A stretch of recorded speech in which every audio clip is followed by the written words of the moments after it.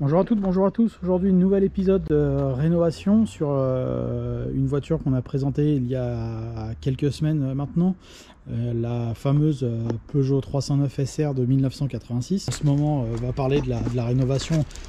C'est pas de la restauration, hein, puisque là, pour le coup, on est sur vraiment quelques menus détails, comme je l'expliquais sur la précédente vidéo que vous pouvez retrouver sur la chaîne. Le travail va porter dans un premier temps sur un nettoyage général, entre autres du moteur.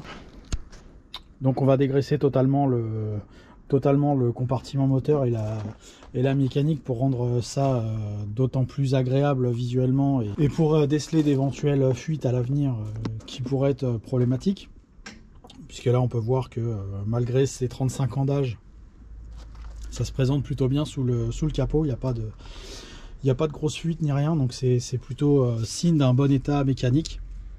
Il y a juste un peu de gras et de poussière qui s'est accumulé avec toutes ces années. Donc on va procéder d'abord à ce nettoyage là. On va également faire le nettoyage de l'intérieur, parce que bon, bien qu'il soit pas très sale, il y a quand même quelques endroits à récupérer. Ça, pareil, vous en avez l'habitude, on l'a déjà fait sur la chaîne. Et la grande trouvaille, ça a été ces enjoliveurs en 13 pouces que j'ai réussi à trouver sur un groupe Facebook de pièces détachées de 205 et de 309. J'en remercie celui qui me les a vendus.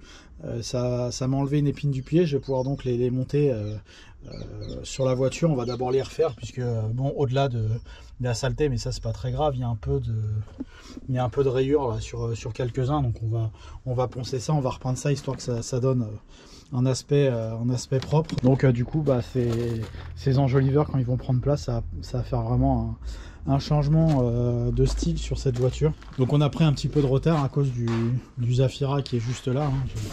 J'ai dû changer le moteur. Voilà, il y a un petit trou dedans. Du coup, il tourne mal. Du coup, bon, ça m'a pris un petit peu de temps. Ça m'a permis de perdre du temps, malheureusement, sur le travail que je devais faire sur la 309, puisque du coup, il me prend une place et il me bloque un petit peu. Donc ça, c'est pas grave, c'est les aléas. C'est les aléas qui peuvent arriver dans un garage. Donc on va pouvoir commencer le nettoyage du moteur, hein. Donner un peu de valeur à celui-ci qui retrouve un petit peu de jeunesse. Donc j'ai démonté la batterie pour avoir un plein accès à son support.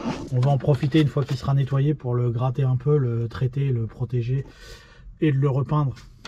Ça c'est normal, hein. C'est les batteries qui font ça avec l'acide contenu dedans. Ça fait toujours un petit peu de rouille, donc on mettra un coup de propre.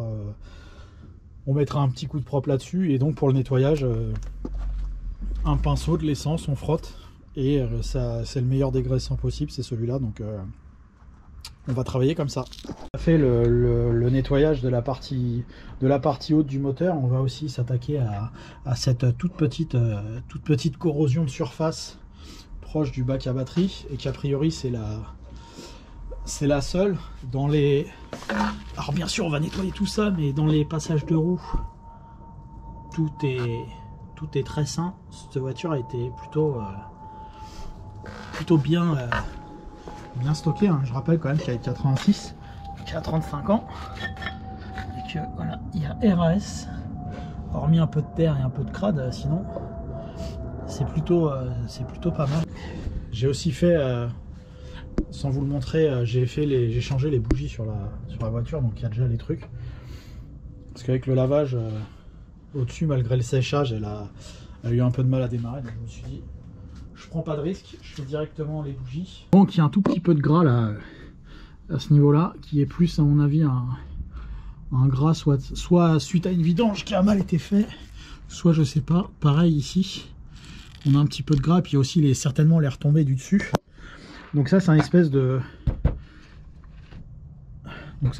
petit cache qui tient avec des clips comme ça. On va l'enlever, et puis on va nettoyer en dessous, partout. On va nettoyer le cache aussi. On va contrôler effectivement qu'en termes de fuite tout se passe bien, et qu'il n'y ait pas de choses graves. Et j'espère qu'on le voit avec la caméra. J'essaye d'avancer un peu la lumière, mais c'est nickel. L'échappement a été changé, il n'est pas très vieux, il n'est pas d'origine, mais à part un peu de vieux gras sur l'ensemble, il n'y a pas grand chose. Donc on va nettoyer tout ça, on va enlever le cache. Puis comme d'habitude, on va dégraisser tout ça, on va avancer un petit peu.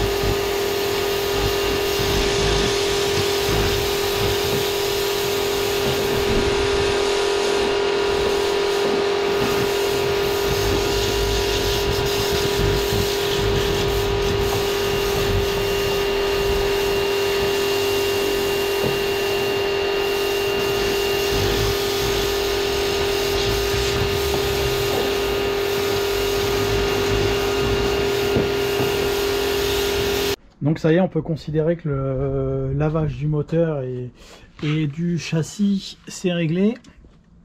On peut voir que c'est plutôt en très bon état général. Donc tout ça c'est des couches de protection de peinture. Et après on peut signaler donc globalement un plutôt bon état d'ensemble, même au niveau des longerons, etc. Je sais pas si j'arrive à tout filmer, mais l'ensemble est plutôt très sain, donc c'est pas mal. Et donc ça change grandement les choses quand on arrive à faire quelque chose dans ce ton là. Ça nous permet d'y voir plus clair sur potentiellement d'éventuels travaux, mais là de toute façon c'est très propre. Donc on va pouvoir enchaîner sur cette partie là, donc qui est le support de batterie. On peut voir qu'il est légèrement corrodé avec un petit peu de peinture partie, donc là ça va pas être compliqué. On va prendre la visseuse, on va mettre un embout de ponçage, on va traiter et puis on va peindre à la bombe rapidement. Il n'y a pas besoin de s'appliquer particulièrement pour ce genre de détail, puisqu'on est sur des parties cachées. Le tout c'est surtout de rendre ça propre et avec la même résistance qu'à neuf, et donc de lui faire gagner 35 ans. Donc voilà, simplement une visseuse, un embout.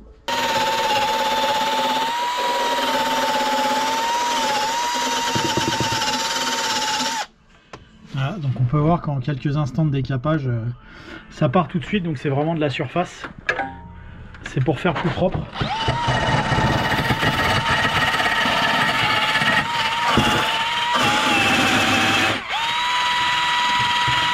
Donc voilà, on a bien dégrossi le travail de rouille. Là on va passer un petit coup de décapant, histoire de dégraisser s'il reste de la graisse, et ensuite un petit coup d'anti-rouille.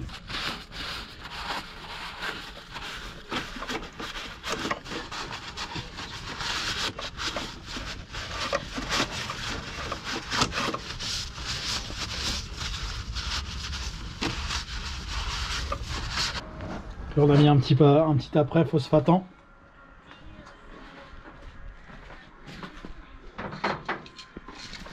Ce genre de truc là que vous avez trouvé dans le commerce. ça permet de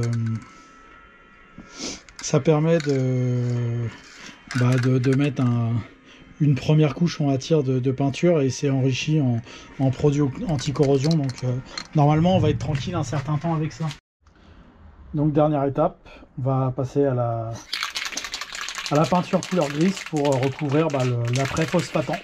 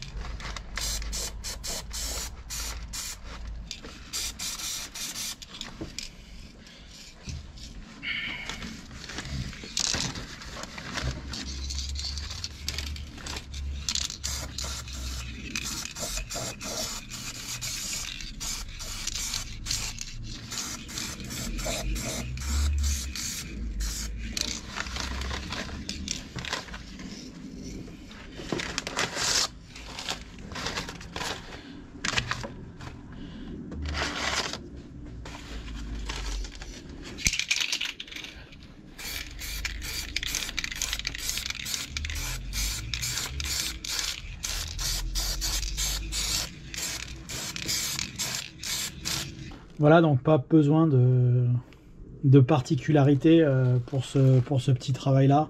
Même les protections, je les fais grossièrement parce qu'il n'y a pas besoin forcément que ce soit parfait, puisque de toute façon il y a la batterie qui vient là, et l'objectif c'est juste de protéger et que ce soit un peu plus propre, c'est tout.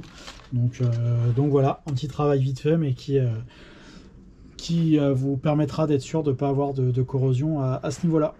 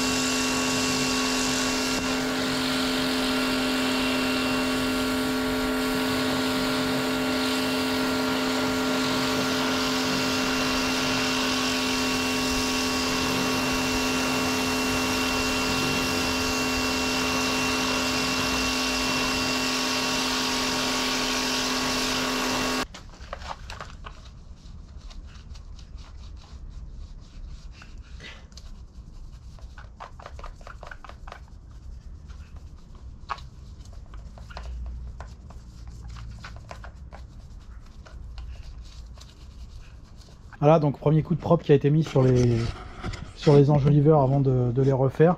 Je viens de remarquer que celui-là avait des parties noires à l'intérieur, celui-ci. Je sais pas pourquoi les autres sont gris.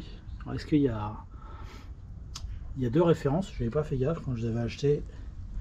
J'ai pas prêté attention sur les différents forums. Du coup, si c'est les parties plastiques qui s'enlèvent, non, même pas, c'est pas à l'intérieur, j'ai l'impression. Du coup ils seront tous gris. Parce que on va les poncer, on va les refaire, hein, parce qu'on peut voir qu'il y a quand même quelques marques dessus, un peu à l'esprit de ce qu'on avait fait sur la 190. On va refaire les enjoliveurs complètement pour essayer de les rendre les plus propres possibles. Donc après les avoir nettoyés et dégraissés, donc ils ont été poncés. Je les ai poncés au 180 pour que ce soit assez généreux, on va dire. Et là je viens de mettre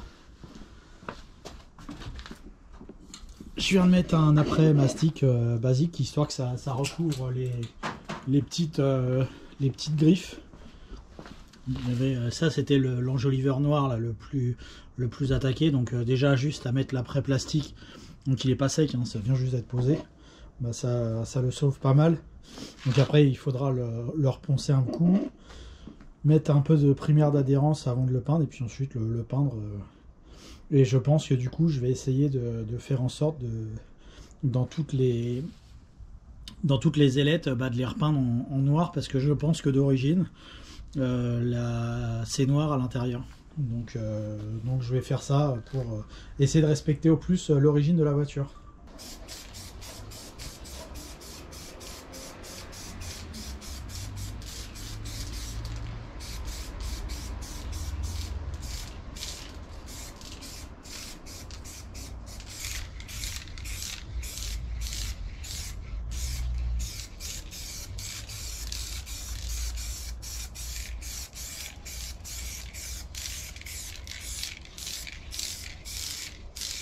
Donc voilà, la première couche de peinture vient d'être posée sur les enjoliveurs. On mettra une deuxième couche demain quand ce sera sec, puisque là il va bientôt faire nuit. Du coup, comme je disais tout à l'heure, on essaiera de faire l'intérieur des turbines en couleur noire, ainsi que le tour du logo Peugeot à cet endroit-là. Mais déjà, ça a changé de tête. Donc là, j'ai mis du scotch de protection là, sur les 4 enjoliveurs, pour faire l'intérieur des turbines et le centre de couleur noire comme d'origine. Donc ça a été assez chiant à faire là, le scotch, mais c'est fait. Donc petite peinture noire en bombe, histoire de parfaire les finitions. Bon, j'ai pas montré comment mettre le scotch, hein. C'est tout simple, c'est un peu dur, il faut s'appliquer pour faire les finitions à peu près proprement, pour que ce soit le plus joli possible. Voilà, il y a une bonne demi-heure par enjoliveur, peut-être 3/4 d'heure, enfin c'est un petit peu long. Ils ont 25 ans, les pauvres, mais ils sont encore franchement plutôt bien préservés. Ils sont pas craquelés ni rien. Donc ça y est, les enjoliveurs ont été posés sur la voiture, donc évidemment ça lui change totalement le style de celle-ci, et on retrouve le design d'origine. Donc effectivement, je suis assez content d'avoir mis les parties intérieures en noir pour récupérer vraiment ce look. La dernière étape que j'ai pas filmé, enfin les 2 dernières étapes que j'ai pas filmé, ça a été d'enlever les différents scotch, et j'ai mis un coup de vernis en bombe histoire de parfaire un peu la peinture, même si c'est pas parfait, qu'il reste des petits défauts dessus, mais au moins elle a récupéré le style qu'elle devait avoir, donc c'est plutôt très bien comme ça. Ça change de ces vieux trucs là qui sont là, Carrefour, je sais pas quoi. Bref, on a récupéré ce qu'on devait récupérer. Donc nouveau travail essentiel à la bonne vie de cette voiture, donc le clignotant qui était cassé. Donc on a réussi à en trouver un autre. Voilà, donc on voit bien que c'est le même. En gros, alors j'ai commencé à le démonter, mais ça tient avec une espèce d'agrafe comme ça, qui vient se mettre derrière. C'est pas facile à filmer en même temps. Mais en gros, ça vient se mettre comme ça à l'intérieur, derrière le phare. Et donc en fait, il suffit de pousser là et pousser là, de pousser donc les extrémités, hein, ici et ici. Et du coup, l'agrafe, elle se décroche. Et du coup, après, vous arrivez sur cette étape-là. Alors bien sûr, avant, il faudra enlever le porte-ampoule. Et du coup, vous vous retrouvez avec ça dans les mains. Et on voit que c'est nickel aussi. Donc, pas d'inquiétude à avoir.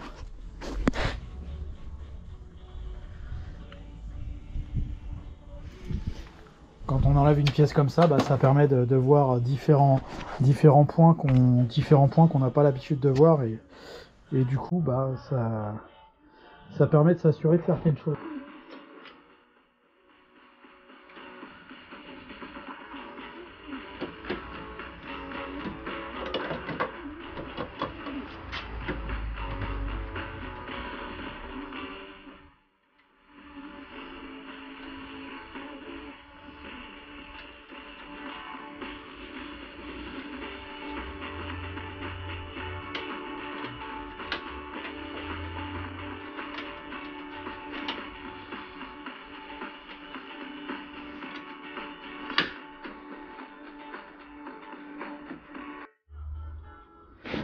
comme parfois ça peut arriver quand on achète des pièces d'occasion à distance. Bah ça c'est la pièce que je viens de démonter, ça c'est la pièce que j'ai commandée sur un site d'enchères auprès d'un professionnel. On peut voir que là je viens d'enlever mon truc, j'ai 2 pattes de fixation pour passer mon crochet, et là il y en a une qui est cassée, donc du coup ça risque de faire moche. Donc je vais essayer de trouver une magouille à faire pour que justement ça fasse bien aligné. Mais bon, voilà, il y a des mecs qui vendent des trucs avec les pattes cassées comme ça peut arriver parfois.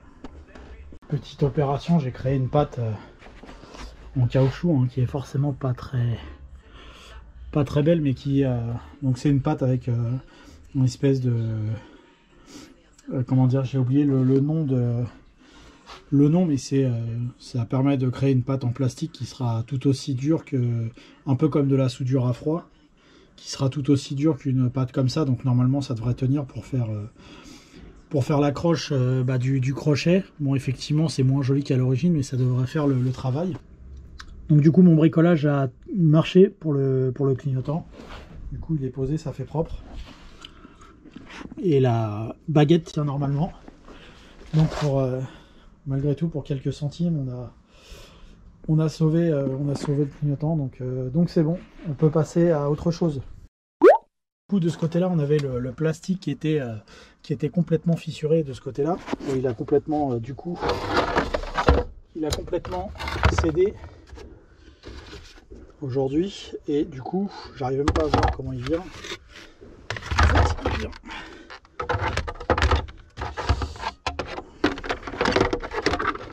Il vient à peu près comme ça, en gros, hop, voilà. Donc là, en fait, il s'est complètement détaché. Donc rien d'exceptionnel pour le déposer. On peut voir qu'il y a 1, 2, 3, 4, 5 vis Torx. Il y a la vis de la ceinture de sécurité parce qu'il faut la faire passer dans le trou ici.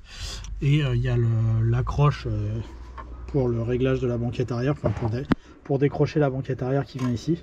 Et donc après, ça vient, donc ça vous donne ça. On peut voir que d'origine sur la SR, il n'y a pas d'haut-parleur derrière, parce que ça c'est le cache haut-parleur, il y a juste des haut-parleurs en avant. Et donc du coup on va s'atteler à essayer de refaire ça au mieux, au plus propre, pour que ce soit le plus joli possible.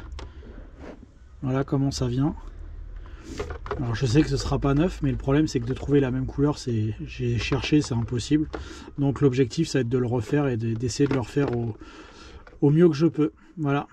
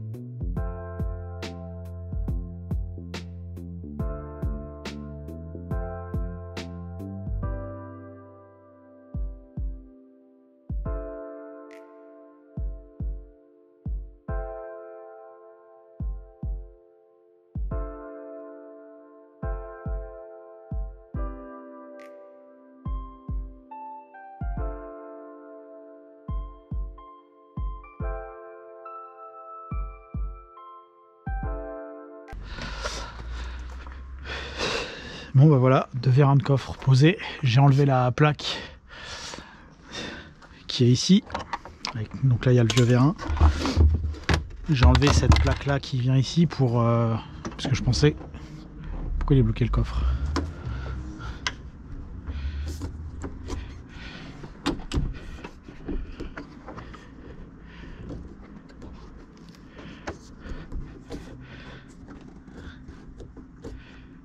Marche pas le truc.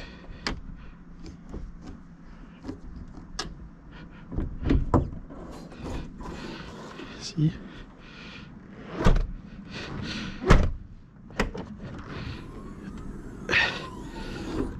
J'ai eu peur, je crois que ça marchait pas.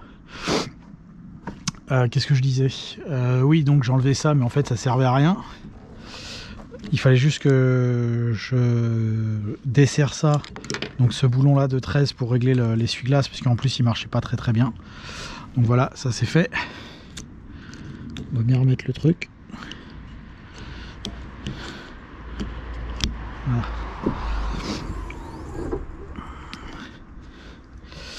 Donc ça on va pouvoir le remettre. Donc ça rentre d'abord tous comme ça, s'il veut bien rentrer. Voilà. Et après on clipse les autres de derrière. Donc, comme d'hab avec le plastique de Peugeot, c'est pas terrible, donc faut y aller doucement. Ah, ils sont tous, tout le monde est emboîté, c'est bon. Donc le coffre est presque terminé. Il va me rester ça à coller. Donc là c'est en train de sécher. Pareil, je vais recoller la plage arrière parce que là elle est décollée. Recoller la moquette de la plage arrière. Donc là on va essayer de régler notre problème de plage arrière. Donc c'est un travail relativement simple. Le seul problème qu'elle a en fait, c'est qu'elle est un petit peu décollée. Toute la partie marron en fait c'est l'ancienne colle qui s'est détendue avec le temps. Puis on peut voir que quasiment sur toute la longueur c'est parti. Et on peut voir, on fait tout le tour. Donc en fait il n'y a que cette partie là qui est collée. Donc l'idée, moi je laisse toujours la vieille colle dessus, comme ça elle reprend pour faire son travail. J'achète ce genre de colle en spray qui marche suffisamment bien pour ce qu'on a à faire. Donc en fait c'est tout simple, hein, il suffit de l'appliquer entre les deux couches. Vous prenez une espèce de spatule n'importe, puis vous appliquez comme ça. Donc j'ai pris celle-là parce qu'elle était pile à la bonne largeur de tous les trucs. Donc voilà, après il suffit de l'étaler machin, donc c'est pas bien compliqué.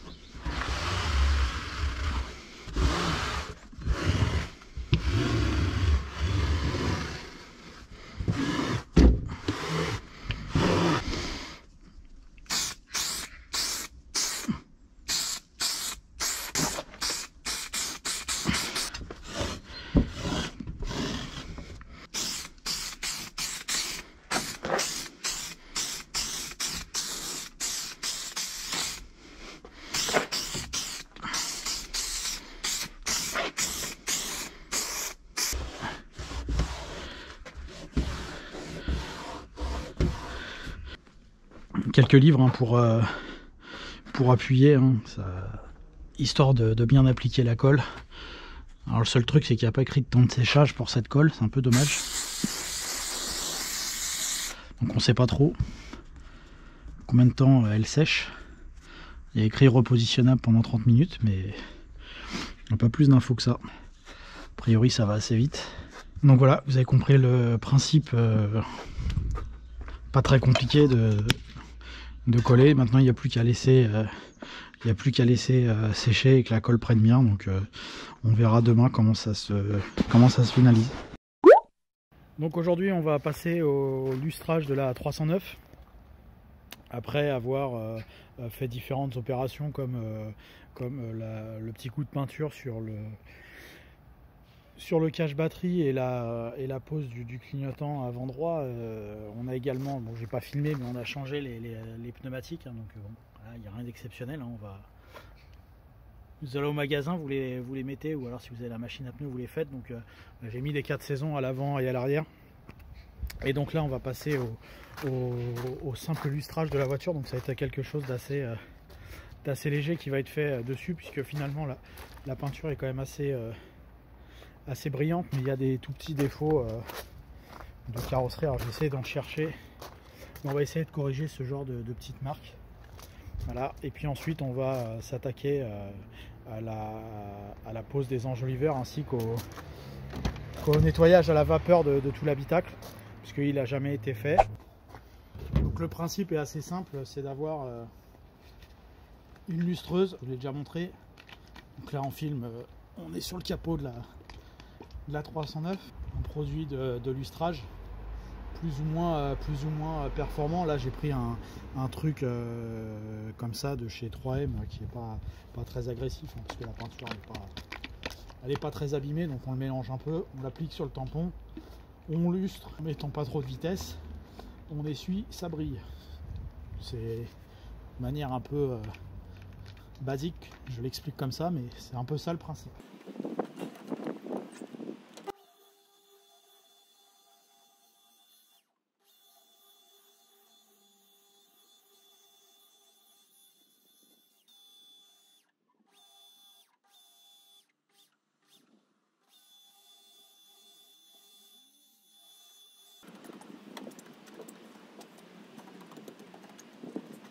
Donc l'idée c'est de faire ça sur carrosserie propre et sèche,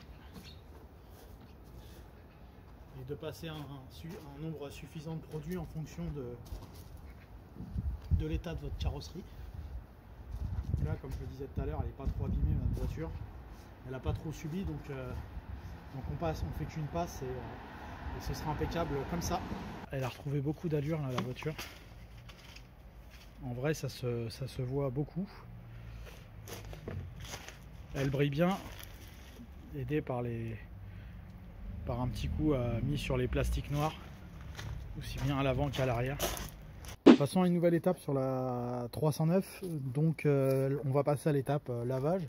Bien qu'elle soit pas très sale, il y a quand même un certain nombre de points à essayer de rectifier, notamment grâce au nettoyeur vapeur, hein. On a déjà procédé. Là on a mes deux appareils fidèles au fond, ce qui permet essentiellement d'atteindre ce genre de truc assez facilement.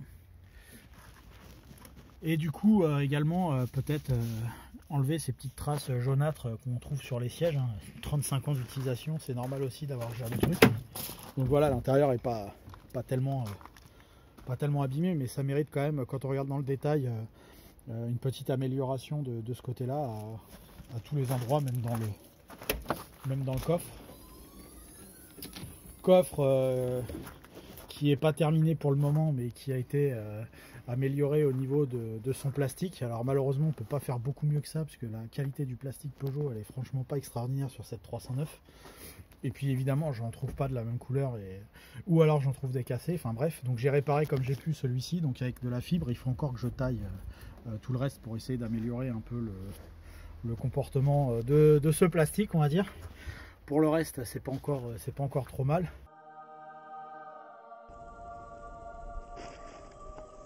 Voilà, le lavage est fait sur la voiture, avec une très nette amélioration de la qualité visuelle et de confort, je dirais, bien sûr. Donc voilà, tous les petits plastiques qui avaient perdu un peu leur côté bleuté pour un côté grisé sont revenus à quelque chose de conforme à l'origine, je dirais. Donc voilà, moquette bien bleue également. Petit temps de mise au point.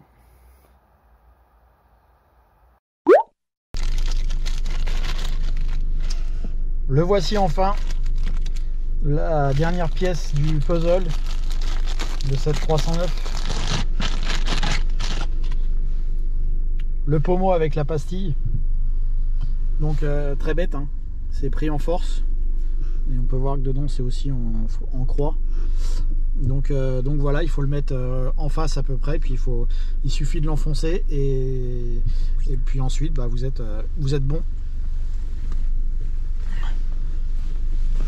Voilà, c'était archi simple et ça change une auto.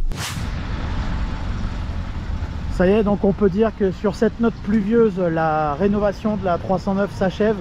Ça a été encore une fois un grand plaisir de vous faire partager ces quelques minutes de vidéos qui se sont transformées en quand même quelques heures sur cette voiture avec des choses plus ou moins compliquées à faire, mais c'est toujours un plaisir de remettre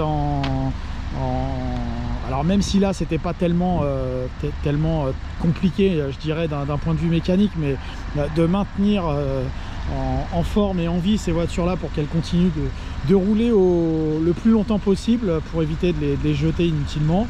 Voilà, donc c'était encore une fois un plaisir. Merci à vous d'avoir suivi cette nouvelle vidéo. Merci encore d'être toujours plus nombreux sur la chaîne Le Garage PTS, sur YouTube, Instagram et Facebook. Merci à vous, à bientôt.